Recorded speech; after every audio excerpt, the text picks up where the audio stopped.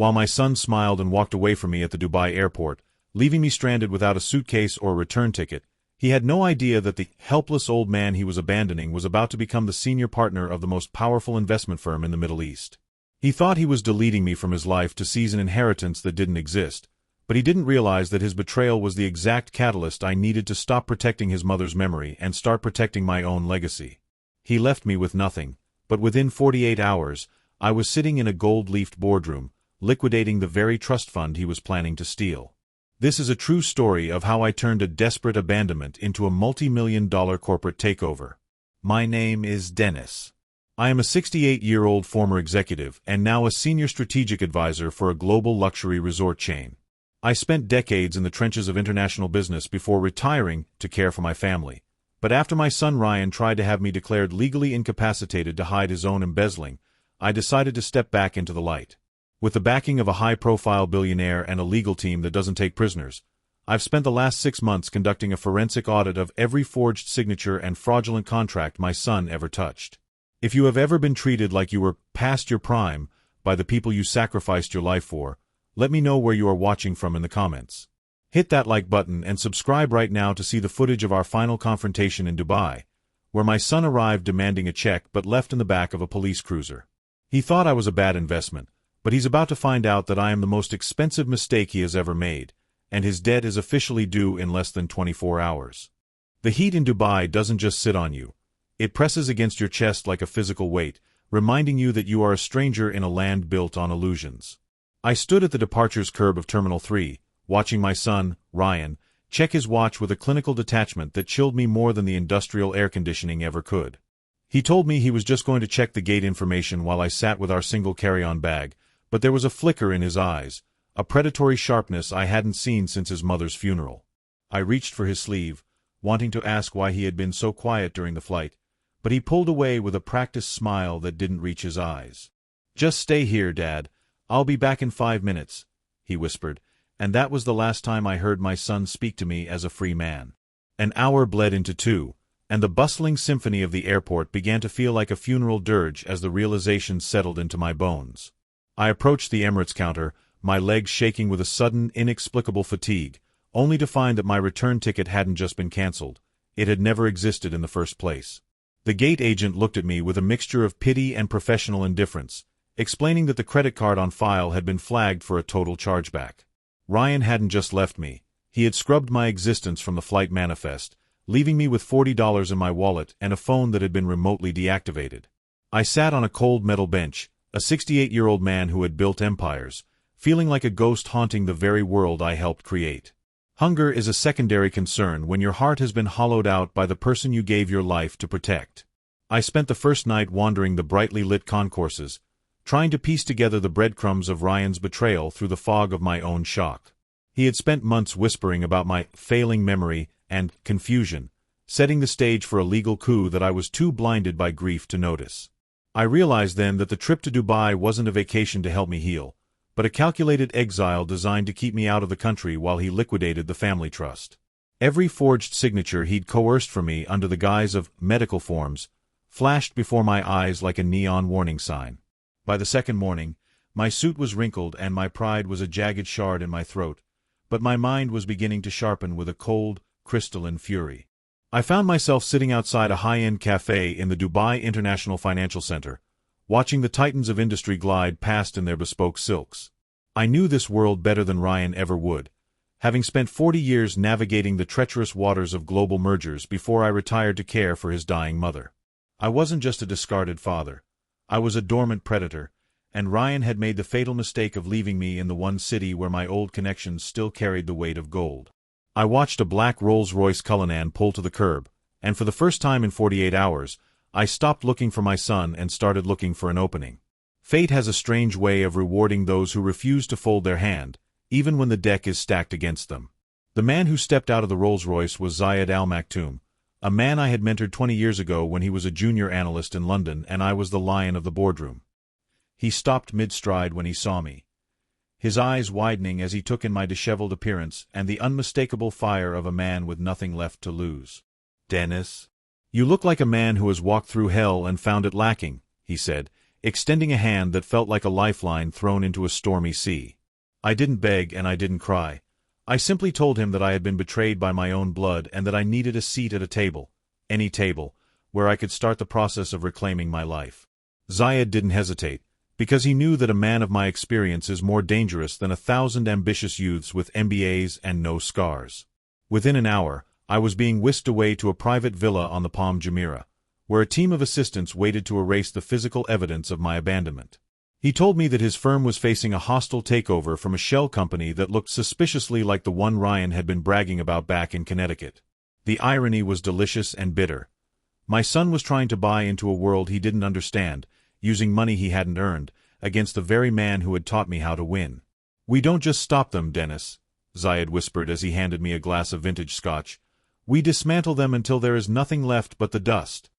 Reclaiming one's dignity begins with the reflection in the mirror, and Zayed's styling team treated me like a masterpiece hidden under layers of dust. Amira, a woman whose eyes held the sharpness of a desert hawk, stood over me with a measuring tape while two assistants discarded my wrinkled remains of a life.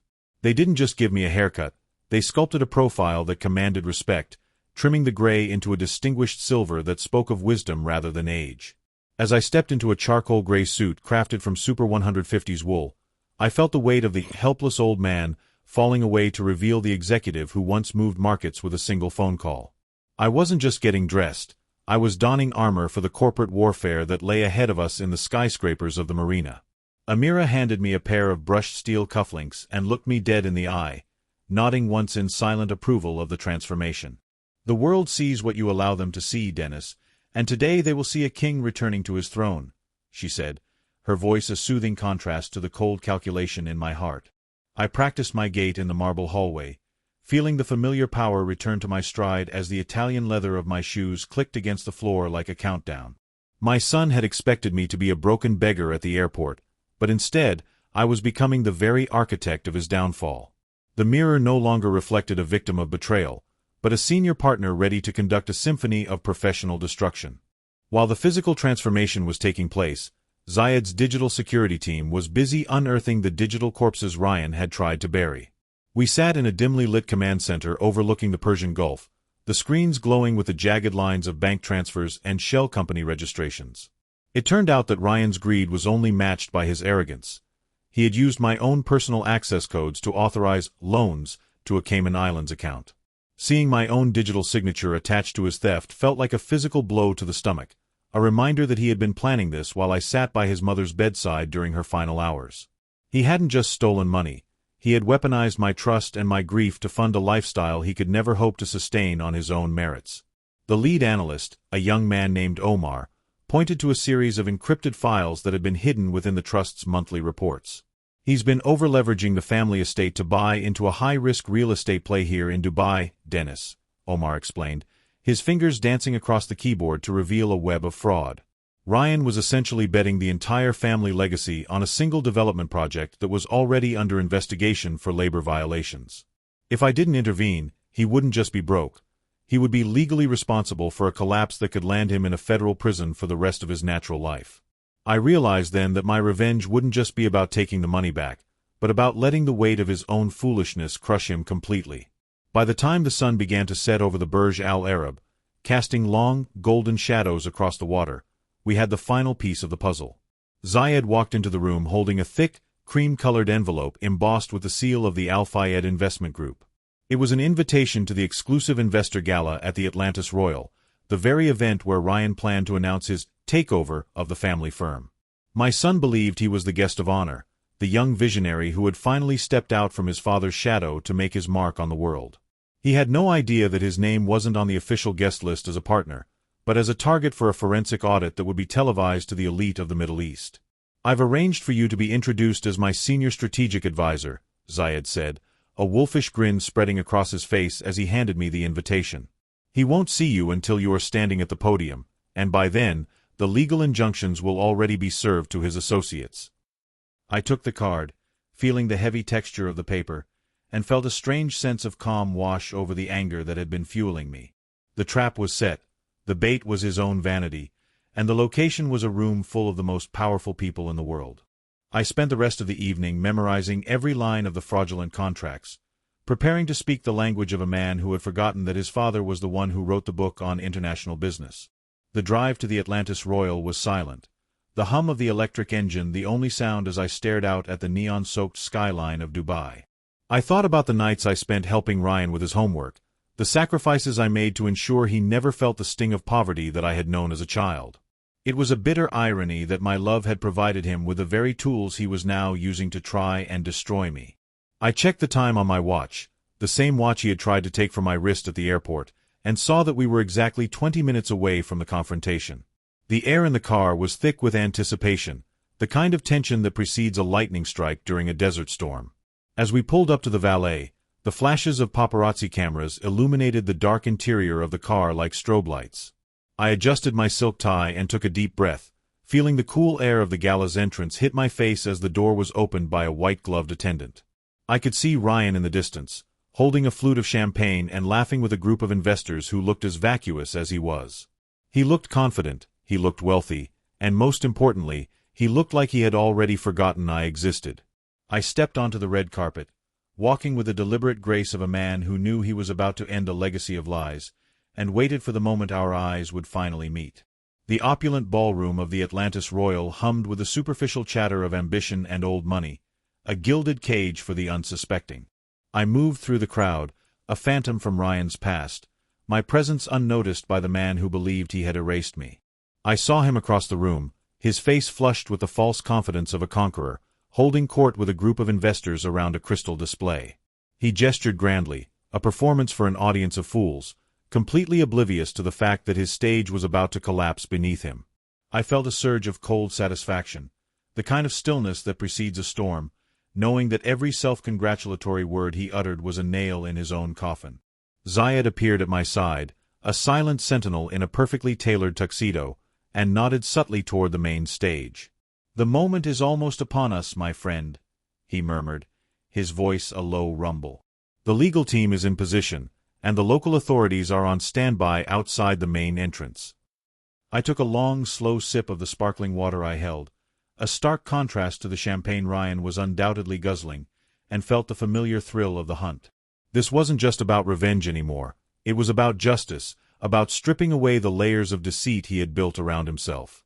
The spotlight shifted to the podium, and a booming voice announced Zayed Al Maktoum, who ascended the steps with the casual grace of a man who owned the room. Zayed began his speech with the usual pleasantries, thanking the esteemed guests for their presence, but his eyes, sharp and unwavering, found mine across the room. He spoke of partnerships, of integrity, and of the sacred trust between investors, each word a subtle jab at the man who was about to be exposed. I watched Ryan, who had briefly glanced at the stage before returning to his self-congratulatory performance, completely oblivious to the noose tightening around his neck. Then, Zayed's voice shifted, becoming a low, resonant growl that silenced the room. "And now, it is my distinct honor to introduce a man who embodies these very principles, a legend in the world of international finance, my new senior strategic advisor, Dennis Thorne." A collective gasp swept through the ballroom as all eyes turned to me. I walked toward the stage, each step deliberate, the weight of the moment pressing down on me. The light seemed to follow me, carving a path through the stunned faces, and for the first time, Ryan's head snapped up. His champagne flute slipped from his grasp, shattering against the marble floor, a sharp crack that echoed the breaking of his carefully constructed reality. His jaw dropped, his face draining of all color, as he stared at me, the ghost he thought he had buried in the desert. The shock on his face was a balm to my wounded soul, a silent acknowledgement that his carefully orchestrated betrayal had backfired spectacularly. I reached the podium, took the microphone from Zayed, and looked out at the sea of stunned faces, my gaze lingering on Ryan's trembling figure. The silence in the room was absolute, punctuated only by the distant hum of the air conditioning and the frantic beating of my own heart. "Good evening, ladies and gentlemen," I began, my voice clear and steady, betraying none of the turmoil that raged beneath the surface. "My son, Ryan Thorne, believed he had removed me from the equation. He believed that by stranding me in Dubai, he could quietly liquidate the Thorne family trust and abscond with funds that were not his." A murmur rippled through the crowd, quickly stifled by the gravity of my words. Ryan, now fully aware of the disaster unfolding, tried to push through the crowd, his eyes darting frantically toward the exits. But Zayed's security team, subtly positioned, blocked his path, their imposing figures forming an unbreachable wall. What he failed to realize, I continued, my voice growing stronger with each word, is that some men are not meant to be forgotten, and some legacies are not meant to be stolen. I held up a tablet, displaying the irrefutable evidence of his fraudulent transactions, the forged documents, and the shell corporations he had used to funnel millions out of the trust. The images projected onto the massive screens behind me laid bare his deceit for all to see, a meticulously crafted presentation of his undoing. "Ryan Thorne," I stated, my voice echoing through the stunned silence. "You are hereby served with a cease and desist order, a forfeiture of all assets, and a civil suit for grand larceny, wire fraud, and attempted elder abuse." Just as I finished, two impeccably dressed lawyers stepped forward from the wings, moving with the precision of trained assassins, each holding a stack of legal documents. They walked directly to Ryan, who stood frozen in place, his face a mask of disbelief and horror. The flashes of a dozen photographers illuminated the scene, capturing his humiliation for posterity as the lawyers methodically handed him the thick envelopes. He stumbled backward, dropping the documents, his grand charade crumbling before the eyes of the city's elite. His desperate eyes met mine, a plea for mercy, but I simply shook my head. "You thought you were deleting me from your life, Ryan," I said, my voice barely above a whisper, yet carrying across the silent ballroom with the force of a thunderclap. "But all you did was give me a reason to fight for my own legacy." As the gravity of his situation settled upon him, the color drained from his face entirely, and he doubled over, clutching his chest. He looked like a man who had seen a ghost, and in a way, he had, the ghost of the father he had betrayed, now standing tall and unbroken, ready to collect his due. A single siren wailed in the distance, growing louder with each passing second, its mournful sound a prelude to Ryan's inevitable fate. The security detail, no longer subtle, moved to surround him, their presence a stark reminder that this was not a negotiation, but an arrest. Ryan began to stammer, his words incoherent, attempting to explain himself to the dispassionate faces of the officers who now approached him. He looked around wildly, searching for an ally, but found only the cold, unyielding stares of the very investors he had tried to impress. His betrayal had not only ruined his own life, but had also jeopardized their potential investments in his fraudulent schemes. As the officers cuffed his hands behind his back, he let out a choked cry, looking at me with a desperate agony that I had once felt in the airport. "Dad, please. Don't do this," he pleaded, his voice cracking, but it was too late. The time for pleas was long past, replaced by the stark reality of consequences. I watched, my heart a complex mix of sorrow and grim satisfaction, as he was led away through a side exit, his head bowed in shame. The flashes of cameras continued to explode around him, a brutal final curtain call to his short-lived career of deception. The silence in the ballroom was finally broken by a collective sigh of relief, quickly followed by the buzz of conversations as the guests tried to make sense of the dramatic scene they had just witnessed. I had not just reclaimed my legacy, I had delivered justice, and the debt was finally paid. The ballroom began to empty, the golden light now feeling like a harsh glare against the reality of what had just transpired. I stood by the large floor-to-ceiling windows, looking out at the Palm Jumeirah, while the staff began the quiet work of clearing away the remnants of a party that had turned into a sentencing. Zayed walked over to me, his heavy hand resting on my shoulder in a gesture of solidarity that required no words. "You did what many men lack the courage to do, Dennis," he said softly, his reflection ghosting against the glass. I didn't feel like a victor in that moment. I felt like a man who had successfully performed surgery to remove a part of himself that had gone cancerous, relieved but fundamentally altered. We spent the next hour in a private lounge, the air thick with the scent of expensive tobacco and the clinical smell of legal documents. My legal team, led by a sharp-eyed woman named Sarah who specialized in international asset recovery, laid out the roadmap for the coming weeks. We weren't just looking at the money Ryan had stolen. We were looking at the massive web of liabilities he had created by promising returns on projects that were nothing more than sand and shadows. Every signature he had forged was a fresh wound, a reminder of the hours I spent sleeping while he was downstairs in my study, dismantling my life's work. I realized then that the pursuit of justice was going to be a marathon, not a sprint, and the finish line was still miles away in a courtroom across the Atlantic.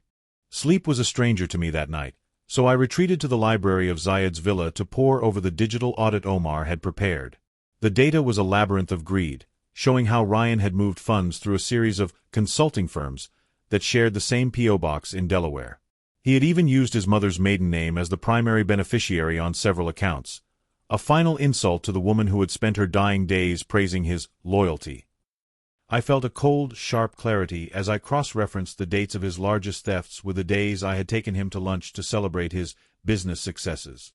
He had been smiling at me over steak and wine while simultaneously draining the accounts that were meant to provide for his own children's education.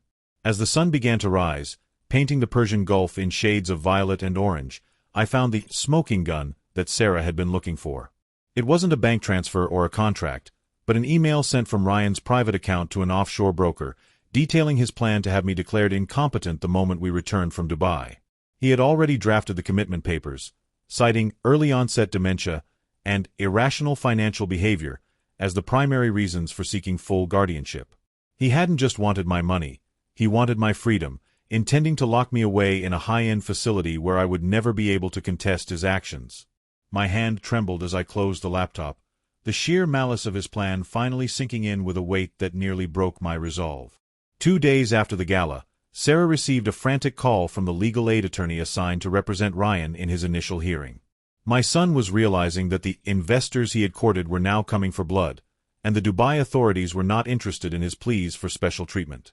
He wanted a meeting, i.e. father-son talk, to clear up the misunderstandings before the formal charges were filed in the United States. I agreed, not out of a lingering sense of paternal love, but because I wanted to look him in the eye one last time without the barrier of a stage or a crowd. I needed to see if there was any soul left in the man I had raised, or if he had become entirely consumed by the void of his own ambition. The meeting took place in a sterile, glass-walled interview room at the police headquarters, a far cry from the luxury suites he had inhabited just days prior. Ryan looked haggard, his designer shirt stained and his hair unkempt, the image of a man who had finally realized that his charm had no currency here. He started to speak, his voice a frantic jumble of excuses about market pressures and bad advice, but I held up a hand to silence him. I didn't come here to hear your lies, Ryan. I came here to tell you that the trust is gone, the house is being sold, and your name has been removed from every board I control, I said, my voice as cold as a winter morning in Connecticut. He stared at me, the realization finally dawning on him that there was no out this time, no fatherly bailout waiting at the end of the tunnel. Returning to the United States was a surreal experience, a journey from the high-stakes glitz of Dubai back to the quiet, haunted halls of my family estate. I walked through the house, seeing the empty spaces where Ryan had already removed art and furniture to sell for quick cash. Each missing piece was a memory stolen, a part of my history with his mother that he had treated as nothing more than an asset to be flipped. I stood in the center of the living room, the silence of the house pressing in on me, and felt a profound sense of exhaustion. But then I looked at the folder in my hand, the evidence Zayed and Sarah had helped me compile, and I knew that the house wasn't a tomb. It was a crime scene that I was finally cleaning up. The liquidation process was brutal and efficient, a systematic dismantling of the empire Ryan thought he had inherited. We moved to freeze his domestic accounts, served papers to his co-conspirators, and began the long process of reimbursing the legitimate investors he had defrauded. It was a painstaking task that required every bit of the executive experience I had honed over 4 decades, but I found a strange, grim satisfaction in the work. I was no longer the retired man waiting for the end. I was a man with a mission, a senior partner in the most important merger of my life, the merger of justice and legacy. I was reclaiming my name, one line item at a time, ensuring that when I finally did step back into the light, it would be on my own terms. The trial in the United States was a media circus, a cautionary tale of generational betrayal that captivated the public's imagination. I sat in the front row of the courtroom, my posture perfect and my expression unreadable, as the prosecution laid out the case against my son. Ryan sat at the defense table, looking smaller than I had ever seen him, his bravado replaced by a visible, shaking fear. When it was my turn to take the stand, the room went so quiet I could hear the rhythmic ticking of the wall clock. I looked directly at the jury, then at the judge, and finally at my son, and I told the truth without embellishment or emotion. I spent my life building a future for a man who chose to burn the present to the ground, I testified, my voice carrying to the back of the chamber. I detailed the abandonment in Dubai, the forged signatures, and the plan to have me committed to a facility against my will. As I spoke, I saw several jurors shake their heads in disbelief, their eyes fixed on Ryan with a mixture of disgust and pity. He tried to look away, to hide behind his legal team, but there was nowhere left for him to run. The evidence was an avalanche, and he was standing right in its path with nothing but a tattered web of lies to protect him. The atmosphere in the courtroom was stifling, a thick tension that seemed to vibrate between the mahogany walls as the jury foreman stood to read the decision.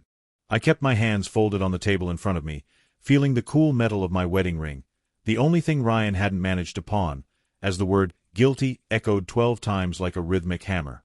Ryan's head dropped to his chest, his shoulders racking with a silent, desperate sob that might have moved me a year ago, but now it felt like just another calculated performance.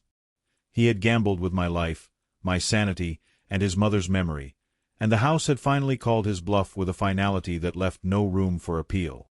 The judge, a woman with eyes like flint who had seen the worst of human greed, looked at my son not with anger, but with a profound, weary disappointment that seemed to hurt him more than any shout could. As the bailiffs moved in to escort him out, Ryan turned his head toward me, his eyes wide and bloodshot, searching for a crack in my resolve. "Dad, please, you can't let them do this to me," he hissed, his voice a frantic whisper that cut through the shuffling of feet in the gallery. I stood up slowly, adjusting the lapels of my suit, and looked at him with a clarity that had taken months of agony to achieve. "I didn't do this to you, Ryan. I simply stopped standing between you and the consequences of your own choices," I replied, my voice steady and devoid of the malice he expected. He was led through the side door into a life of concrete and steel, leaving me standing in a courtroom that suddenly felt much too large and far too empty. Returning to the family home after the sentencing felt like entering a museum of a life that no longer belonged to me.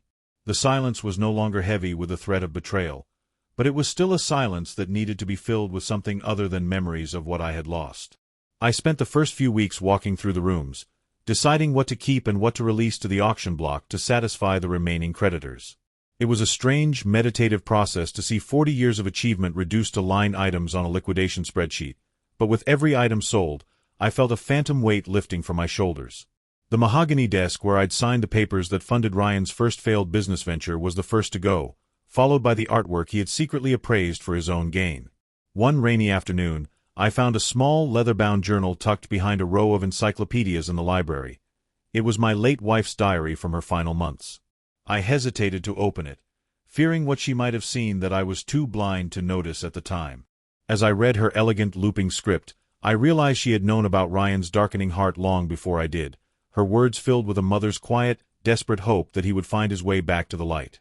"Dennis is too good for this world," she had written, "and I fear our son is becoming a man who views goodness as a weakness to be exploited." Closing the book, I realized that my quest for justice wasn't just for me. It was a belated fulfillment of the protection she had always wanted for our family's integrity. 6 months after the trial, I found myself back on a plane to Dubai, but this time I wasn't a passenger being led to a slaughter. I was a partner returning to a base of operations. Zayed had kept his word, installing me as the senior strategic advisor for his luxury resort chain, a role that allowed me to use my decades of experience to mentor a new generation of leaders. I walked through the lobby of the very hotel where I had been abandoned, but instead of fear, I felt a sense of profound ownership over my own narrative. The staff greeted me with the genuine respect reserved for those who have survived the fire and come out tempered like steel. I wasn't past my prime. I was in a new prime, one fueled by the wisdom of survival and the freedom of having nothing left to hide. My office overlooked the shimmering waters of the Gulf, a vantage point that reminded me daily of how far a man can fall and still find the strength to climb back up. I started a foundation, the Legacy Shield, dedicated to providing legal and financial advocacy for seniors who find themselves targeted by the very people supposed to care for them. We took on cases that the big firms ignored, using my own recovered funds to hire the hungriest lawyers in the city to fight for those who had been silenced. Every time we won a case, every time a house was returned or a trust was restored, I felt a piece of my own soul being mended. I realized that my son hadn't just left me with nothing. He had left me with the opportunity to become the man I was always meant to be. A letter arrived last week from the correctional facility where Ryan is serving his 10-year sentence, the paper thin and the handwriting cramped and hurried. He wrote about how unfair the system was, how his cellmates didn't understand him, and how he just needed one small deposit into his commissary account to make his life bearable. I sat on my balcony in Dubai, the evening call to prayer echoing across the city, and read his words without the slightest flicker of the old guilt.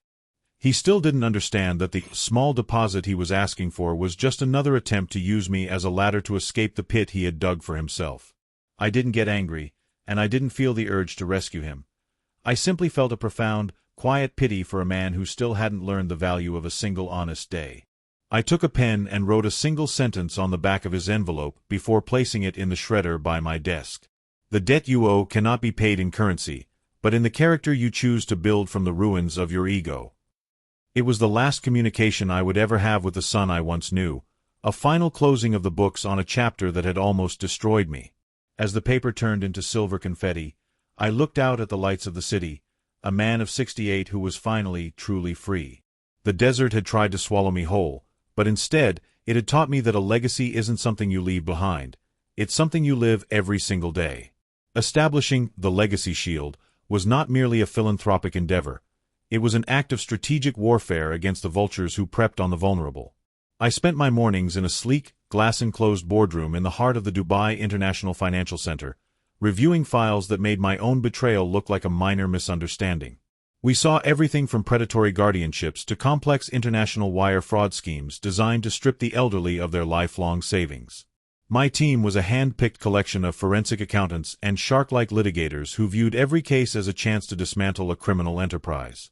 I found that my years of navigating corporate boardrooms had prepared me perfectly for this role, as I could spot a fraudulent balance sheet from across a room before a junior analyst even opened the file. One particular case caught my eye: a widow in London whose son had sold her historic estate out from under her using a forged power of attorney. It mirrored my own story with such precision that I felt a phantom ache in my chest, a reminder that my pain was part of a much larger, global epidemic. I personally flew to London to oversee the filing of the injunction, standing in the back of the courtroom as we froze the son's assets and restored the deed to its rightful owner. Seeing the look of relief and restored dignity on that woman's face was a currency more valuable than any dividend I had ever earned. It reaffirmed my belief that my survival in the desert wasn't an accident, but a prerequisite for the work I was now destined to perform. As the foundation grew, I began to notice a pattern in the support Zayed provided. It was almost too intuitive, as if he were anticipating my needs before I even voiced them. One evening, over a private dinner at his estate, I finally asked him why he had risked so much to save a man who had been discarded by his own blood. Zayed set his glass down, the amber liquid catching the light of the setting sun, and looked at me with an expression that shifted from professional respect to something deeply personal. "You remember my father, Dennis, and how he died in that hospital in Geneva while his partners were busy gutting his company?" he asked, his voice low and tight with a long-buried grief. I nodded, remembering the chaos of that era and the young, fierce boy I had shielded from the worst of the corporate infighting. "You were the only one who didn't try to steal a piece of the corpse," Zayed continued, his eyes locking onto mine with an intensity that made the hair on my neck stand up. "You protected my inheritance when you had every opportunity to take it for yourself, and you did it because you believed in the sanctity of a man's legacy." I realized then that my luck at the airport wasn't just a coincidence of timing, but the harvest of a seed of integrity I had planted 20 years ago. Zayed hadn't just saved me. He had been waiting for the chance to repay a debt of honor that he had carried since his youth. In this world of shifting sands and broken promises, I had found the one thing that was rarer than gold: a man who remembered a kindness. While the work with Zayed was fulfilling, I realized that to truly expand the Legacy Shield, I needed a partner who understood the digital frontier of modern fraud. Enter Elena, a former cybersecurity operative for Interpol who had grown tired of the bureaucracy and wanted to hunt the monsters that the law couldn't reach. She was 40 years my junior, with a mind that moved at the speed of fiber-optic cables and a cynicism that matched my own. We met in a dimly lit cafe in Dara, where she showed me how she could trace Ryan's lost millions to a series of crypto wallets that were still active. She wasn't just interested in the money. She was interested in the architecture of the lie, and she saw in my foundation the perfect vehicle for her particular set of skills. Elena and I became an unlikely but formidable duo, the old-world executive and the new-world hacker, operating in the gray areas where justice is often found. She taught me how to read the blockchain like I used to read a ledger, showing me the digital breadcrumbs that white-collar criminals leave behind in their arrogance. Together, we began to build a database of bad actors, sons, daughters, and advisors who viewed the elderly as nothing more than ATM machines with expiring batteries.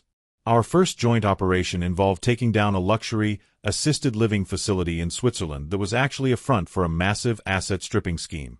As we watched the Swiss authorities raid the premises based on Elena's data, I felt a spark of something I hadn't felt in years: genuine, unadulterated hope. However, the deeper we dug into the global network of elder fraud, the more we realized that Ryan hadn't been acting alone in his attempt to dismantle my life.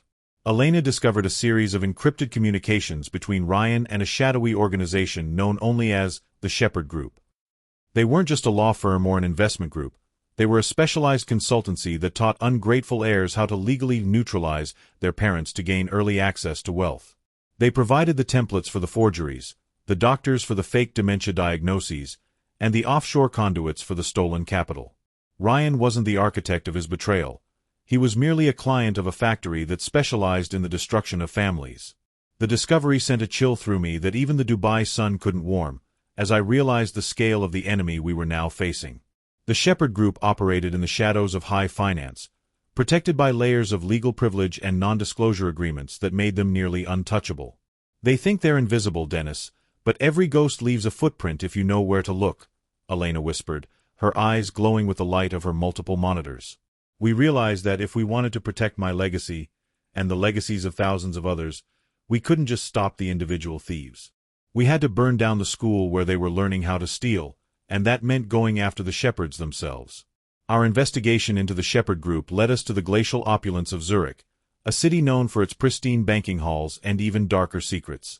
Elena had traced several key members of the Shepherd Group to a discreet, unlisted P.O. box associated with a wealth management firm called Pax Mundi AG. The name, ironically meaning peace of the world, mocked the insidious work conducted behind its polished doors. We posed as ultra-high net worth individuals, specifically an aging patriarch, me, seeking estate management solutions, and his sharp, tech-savvy niece, Elena, looking to ensure the family fortune remained secure from opportunistic relatives. The irony was palpable, a delicious bitterness that fueled my performance. Our first meeting with a Pax Mundi representative, a man named Herr Schmidt with a smile as cold as the alpine air, was a masterclass in veiled threats and coded promises. He spoke of optimizing generational transfers and minimizing familial friction, all euphemisms for severing ties and liquidating assets. I feigned a slight tremor in my hand as I held a pen, playing the part of a man whose faculties were just beginning to slip, while Elena meticulously scanned the room with a discreetly hidden device. She later confirmed that Schmidt had activated a jamming frequency, suggesting their clients were often those who had something, or someone, to hide. The game was officially on, and the stakes were higher than ever, as we were now directly confronting the architects of my son's downfall. Elena was in her element in Zurich, a digital spider weaving through the city's complex network of data. From our penthouse suite overlooking Lake Zurich, she created a ghost network, an untraceable digital footprint that allowed us to listen in on Pax Mundi's digital communications. She discovered that the Shepherd Group wasn't a physical entity but a clandestine network of lawyers, doctors, and financial advisors scattered across Europe, all connected through Pax Mundi as their central hub. They offered a tiered service, from gentle persuasion to have a family member sign over assets, all the way up to incapacity protocols, involving manipulated medical assessments and legal loopholes designed to disinherit. The sheer scale and audacity of their operation made Ryan's petty theft seem almost amateurish. "They're a hydra, Dennis," Elena explained, pointing to a complex diagram on her holographic display, showing interconnected nodes across various jurisdictions. "Cut off one head, and two more will grow in its place, but the heart of the beast is here, in Zurich." She found a secure internal forum where Shepherd Group members shared case studies and best practices, horrifying accounts of psychological manipulation and legal trickery. One post, written by a lawyer in London, described how he had convinced a man with early-stage Alzheimer's to sign over his intellectual property to his avaricious daughter. My stomach churned, but my resolve hardened. This wasn't just about reclaiming my life, it was about dismantling a predatory system that preyed on the most vulnerable members of society. Just as we were closing in on the internal structure of Pax Mundi, a cryptic message arrived from an unexpected source: Ryan. It was relayed through his prison's legal aid, a heavily redacted letter that hinted at information regarding the Shepherd Group in exchange for a reduction in his sentence. Elena, always pragmatic, saw an opportunity.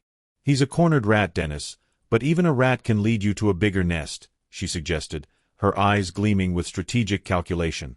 I was hesitant. The thought of engaging with Ryan again brought back a cascade of painful memories, but the desire to bring down the Shepherd Group outweighed my personal aversion. I flew back to the States under a veil of secrecy, meeting Ryan in a maximum security prison's interview room. He looked even more gaunt than before, his eyes hollowed out by the grim reality of his new existence. He claimed that the Shepherd Group had recruited him years ago, seeing his potential for ruthless ambition. He offered names, locations, and even a key encrypted file he had stashed away, a dead man's switch in case they ever turned on him. "They promised me everything, Dad," he choked out, his voice tinged with a desperation that was almost believable. "They said they could make all the messy family stuff disappear." I listened without judgment, a silent witness to his downfall, knowing that his testimony, however tainted, could be the final nail in the Shepherd Group's coffin. Ryan's information, combined with Elena's digital prowess, gave us the leverage we needed. He revealed that the Shepherd Group was hosting an exclusive, invitation-only symposium for their most elite clients and operatives in Geneva, a supposed thought leadership event that was actually a clandestine networking opportunity. We realized this was our chance to expose them, to present irrefutable evidence of their illicit activities to a global audience. Zayed, once informed, immediately saw the strategic advantage, offering his private jet and security detail to ensure our operation ran without a hitch. He understood that dismantling the Shepherd Group would not only benefit his own company by removing a competitor in the illicit market, but would also cement his reputation as a defender of ethical business practices. Our plan was daring. Elena would use her advanced hacking skills to remotely hijack the symposium's digital presentation system, while I, posing as a disillusioned Shepherd Group client, would infiltrate the event. Ryan's dead man switch file, containing encrypted communications and client lists, would be the core of the presentation. It was a risky gambit, exposing ourselves to potentially dangerous individuals, but it was the only way to publicly unmask the Hydra. As I packed my small briefcase, I felt the familiar adrenaline of a corporate hostile takeover, but this time I wasn't fighting for a company. I was fighting for the very soul of legacy itself. The Palais des Nations in Geneva, usually a beacon of diplomacy, became the stage for our confrontation with the Shepherd Group. The symposium was a lavish affair, filled with impeccably dressed individuals who, beneath their polished exteriors, were nothing more than predators. I walked through the opulent halls, my heart pounding with a mixture of fear and exhilaration, recognizing faces from Elena's database. Lawyers, doctors, and financial advisors who had built empires on the backs of stolen inheritances. My gaze lingered on the man giving the keynote address, a charismatic orator named Dr. Alistair Finch, the supposed public face of Pax Mundi AG, but whom Elena had identified as the true, shadowy leader of the Shepherd Group. As Dr. Finch launched into his speech, extolling the virtues of proactive wealth transfer, Elena gave me the signal through a discreet earpiece. I subtly activated the small, hidden device in my pocket, and the massive screens behind Finch flickered, then went dark. A collective murmur of confusion spread through the audience, quickly turning into a ripple of panic as the screens came back to life, displaying not Finch's sanitized slides, but Ryan's dead man switch file. Encrypted messages, client lists, and fraudulent medical reports flashed across the screens, each one a damning piece of evidence against the Shepherd Group. Finch's face, moments ago radiating confidence, contorted into a mask of pure, unadulterated rage, realizing that his carefully constructed empire was crumbling before his very eyes. The chaos that erupted in the Grand Hall of the Palais des Nations was unlike any corporate collapse I had ever witnessed. It was a visceral, desperate scramble of high society monsters trying to flee the light. Dr. Finch stood frozen on the stage, his mouth agape like a landed fish, as his own private emails, detailing the harvesting of a widow's estate in Singapore, scrolled in giant, luminous letters behind him. Security guards, confused and realizing the men they were protecting were suddenly the targets of a global exposure, hesitated, creating a vacuum that I stepped into with a calm that felt almost supernatural. I didn't hide. I walked toward the front of the room, my silver hair gleaming under the spotlights, making sure every hidden camera Elena had planted caught the face of the man who had brought the shepherd to justice. "The party is over, Alistair," I said, my voice projected through the sound system as Elena took full control of the building's audio. The room went deathly quiet, the only sound being the frantic clicking of shoes as minor operatives tried to reach the exits only to find them sealed by Zayed's private security team. Finch looked at me, his eyes darting like a trapped animal, and for the first time in his career, he had no legal loophole to hide behind. The evidence wasn't just digital. It was a confession from the very people he had trained to be ruthless, including the son who had once been his prize pupil. I stood there, not as a victim, but as the ghost of every life he had systematically dismantled, watching as the first of the Swiss federal agents burst through the doors. The aftermath was a tectonic shift in the world of international finance, a cleaning of the stables that lasted for months and saw over 40 high-profile arrests in 7 different countries. Pax Mundi AG was liquidated within 72 hours, its assets frozen and its records seized in a coordinated strike that left the legal world reeling. Dr. Finch, the man who believed he was an architect of the future, found himself in a cold cell in Bern, facing charges of racketeering and grand larceny that would likely keep him imprisoned for the rest of his life. Elena and I worked around the clock with Interpol, connecting the dots that Ryan's file had provided and ensuring that no secondary head of the Hydra could regrow from the wreckage. I returned to Dubai a month later, not as a man seeking revenge, but as a man who had successfully cauterized a wound that had been festering in the dark. The Legacy Shield was no longer just a small foundation. It was now a global watchdog, receiving thousands of requests for aid from people who finally had a champion. Zayed met me at the airport, this time with a grin that was genuinely warm, acknowledging that our partnership had done more than just save a company, it had saved a principle. We had proven that even in an age of digital anonymity and offshore shell companies, the truth has a way of finding the surface if someone is willing to hold the mirror long enough. Before the trial of the Shepherd Group officially closed, I made one last trip to the prison to see Ryan, though I knew it would be the final time I ever looked upon his face. He was sitting behind the plexiglass, looking old beyond his years, the weight of his double betrayal, first of me, then of the Shepherds, having stripped away the last of his youthful arrogance. He tried to claim he was a hero, that he had given me the keys to bring down the real villains, but we both knew it was a lie born of a desperate need to be the protagonist of his own story. I didn't argue with him, and I didn't offer him the forgiveness he so desperately craved to soothe his conscience. "I gave you everything a father could give, Ryan," I said, my voice low and steady, vibrating with a finality that seemed to echo in the small room. "But the one thing I couldn't give you was a soul, and it seems you chose to trade yours for a life that turned out to be nothing but a mirage."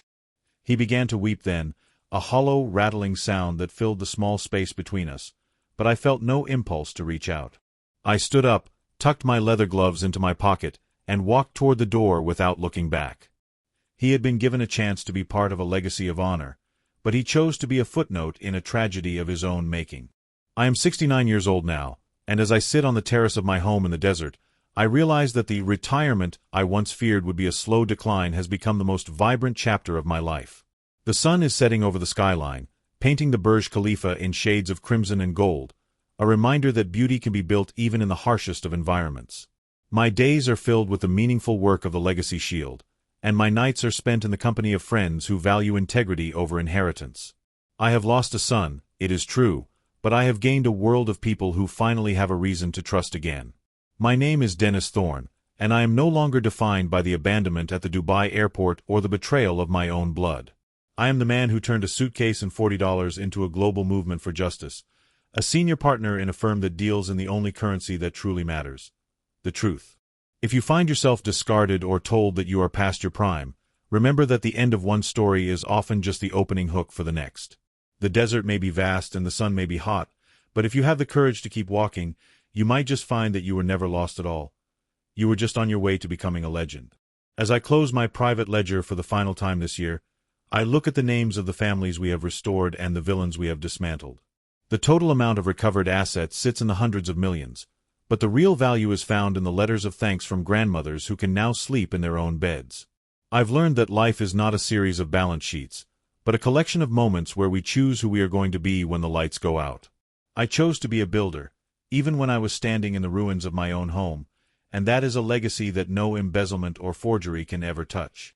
The wind picks up, carrying the scent of salt from the Gulf and the promise of a new dawn, and I feel a profound sense of peace. I have done my duty to my wife's memory, to my profession, and most importantly, to myself. The path from the airport to the boardroom was paved with glass and fire, but I would walk it again if it meant finding the man I am today. My debt to the world is officially paid, and as I look out at the horizon, I see that for the first time in my long life, my future is entirely, beautifully my own. The expansion of the Legacy Shield necessitated a new headquarters, a space that reflected the gravity of our mission while signaling to the world that we were no longer a boutique foundation. I stood in the center of the 88th floor of the Thorn Zayed Tower, watching the morning mist cling to the spires of the city like a silver shroud. This boardroom was different from the one where I had been a helpless old man. It was equipped with state-of-the-art forensic tools and a direct satellite link to Elena's team in Zurich. My desk was a single slab of ancient olive wood, a gift from a family in Tuscany whose ancestral grove I had saved from a predatory developer. It served as a constant reminder that while the world of finance is built on cold numbers, the world of justice is built on the preservation of history. As I took my seat, I was joined by a group of young interns, the brightest legal and financial minds from across the Middle East and Europe. They looked at me with an intensity that reminded me of my own early days, but I made sure they understood that their brilliance was worthless without a moral compass. "You are not here to win arguments. You are not here to maximize profits," I told them, my voice echoing against the reinforced glass. "You are here to ensure that no one's life story is stolen in the dark, and that the word legacy remains a promise rather than a target." They nodded in a silence that felt like a vow, and for the first time, I felt the true weight of my position, not as a victim seeking revenge, but as a mentor shaping the future of global ethics. Despite my success, the human heart has a way of returning to its old wounds when the noise of the day fades into the quiet of the night. I found myself looking at a digital file Elena had flagged, a routine update on Ryan's status within the prison system that she thought I should see. He had been involved in a physical altercation with another inmate, a minor scuffle over a debt he couldn't pay, and had spent a week in the infirmary. I stared at his mugshot, the face of a man who still seemed to be waiting for a miracle that would never come, and felt a brief, stinging flash of the father I used to be. I wondered if I had been too hard, or if I had missed the signs of his rot when he was still a child playing in the backyard. I closed the file with a hand that didn't tremble, realizing that these thoughts were the last remnants of a ghost that no longer had a place in my home. To pity Ryan was to disrespect the people he had hurt, and to forgive him without his genuine repentance would be an act of vanity, not mercy. I chose instead to focus on the work, on the letters from strangers who called me grandfather and protector, and on the legacy that was actually growing. The ghost of my son would always be a part of my history, but he would never again be the architect of my future. I stood up and walked to the window, watching the sun catch the wings of a hawk circling above the desert, and let the last of the what-ifs drift away on the wind. The final phase of my plan involved a strategic partnership with the International Criminal Court, creating a protocol that would treat elder financial abuse as a human rights violation on a global scale. I spent my weeks traveling between Dubai, The Hague, and New York, a whirlwind of high-stakes diplomacy that would have exhausted a man half my age. But I found that the fire ignited in that Dubai airport terminal was still burning, providing me with an inexhaustible reservoir of energy and focus. People began to talk about the Thorn Protocol, a set of legal standards that protected the elderly from the very tactics the Shepherd Group had pioneered. I wasn't just fixing individual lives anymore. I was rewriting the rules of the world to make it a safer place for everyone to grow old. One evening, Zayed and I sat on the deck of his yacht, the city lights reflecting in the dark water like a fallen constellation. We didn't talk about business or the millions we had recovered. We talked about the fathers who had shaped us and the men we hoped would follow in our footsteps. "You've become more than a partner, Dennis," Zayed said, raising his glass to the horizon. "You've become the conscience of this city, a reminder that wealth is nothing if it isn't used to protect the weak." I smiled, feeling the warmth of the desert air on my face, and realized that my expensive mistake of a son had unwittingly given me the greatest gift of all, a purpose that would outlive my own breath. As I reach the end of this account, I am reminded that a true legacy is never finished. It is a symphony that continues to play long after the conductor has left the stage. My health is strong, my mind is sharper than it was at 40, and my calendar is full of battles that still need to be won. I have seen the worst of humanity in the eyes of my own blood, but I have also seen the best of it in the hands of strangers who reached out to help a stranded old man. The betrayal in Dubai was not the end of my story, but the crucible that refined me into the man I was always meant to be. I am Dennis Thorn, and my account is finally beautifully balanced. To those watching from afar, or those sitting in their own versions of a lonely airport terminal, I leave you with this. Never let anyone convince you that your time has passed. The world will try to tell you that you are a bad investment, that you are obsolete, and that your value has depreciated with the years. Do not believe them. Instead, Use their low expectations as the camouflage you need to build your own empire of justice. Hit that like button, subscribe to the truth, and never stop fighting for the legacy you spent your life creating. The debt of the past is paid, the future is an open ledger, and I am just getting started. If you loved my story, please like this video and subscribe to the channel, and let me know in the comments where you have watched it from and what you would have done if you were in my place. This inspires us to share more such stories with you.